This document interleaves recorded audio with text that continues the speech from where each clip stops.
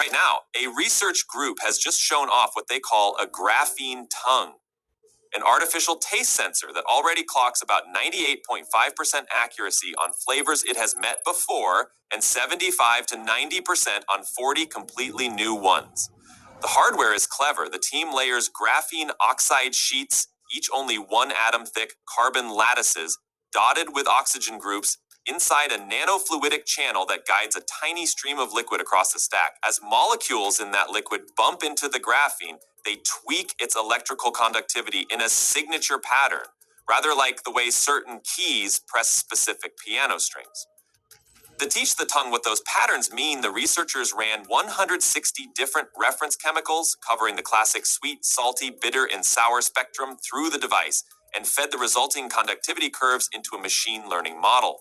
The training data also included complex mixtures such as dark roast coffee concentrates and cola syrups, so the algorithm learned to recognize blended flavor chords, not just single note molecules.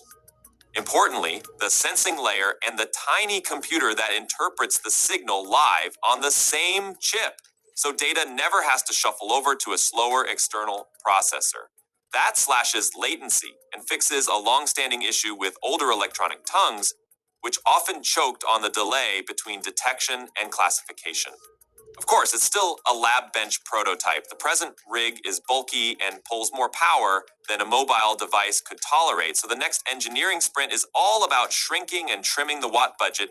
If miniaturization succeeds, obvious use cases spring up. Quick taste loss screening for patients recovering from strokes or viral infections, food safety checks that flag spoilage before it hits shelves, or even robot kitchen assistants that adjust seasoning on the fly. The findings landed in the Proceedings of the National Academy of Sciences, giving the work a strong peer review seal. Yet the authors stress that a genuinely universal flavor sensor will need training libraries in the thousands of compounds. Until those broader benchmarks exist, the graphene tongue remains a proof of concept, but a promising one that pushes machine sensing a notch closer to human perception. We're talking about a world where artificial intelligence can now taste and feel.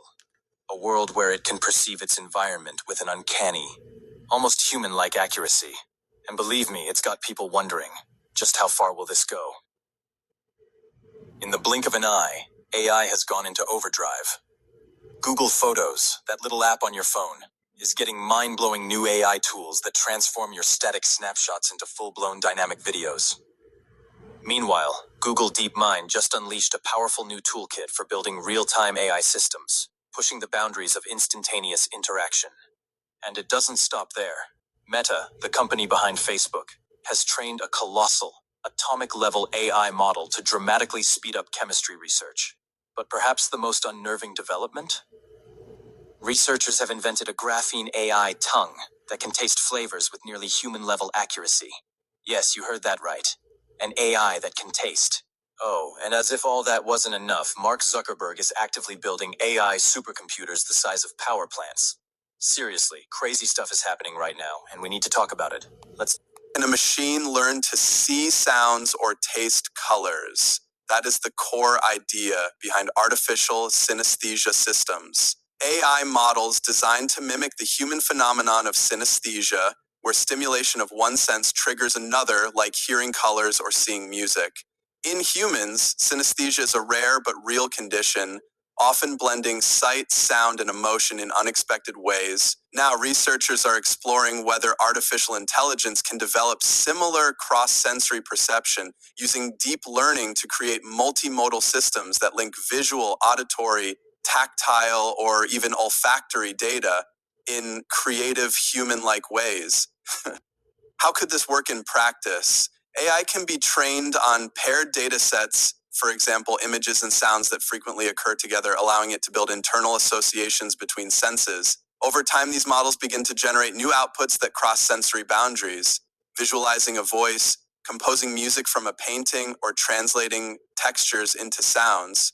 Example, some neural networks can create artwork based on emotional tone in speech or simulate touch sensations from visual cues. Analogy, it is like teaching a robot to dream in color using the rhythm of a heartbeat. Artificial synesthesia may one day enhance art, design, accessibility, and even empathy, allowing machines to interpret and express the world in more human-like, emotionally resonant ways. How can AI models, grounded in discrete digital data streams, cultivate cross-sensory associations, like seeing sounds as colors or hearing images as textures? In a manner reminiscent of human synesthesia arises from atypical neural cross-wiring, causing stimuli in one sensory modality to trigger experiences in another. In AI, the goal is to engineer architectures that learn analogous cross-modal mappings, enabling a machine to translate auditory inputs into visual representations or to taste the sentiment of text.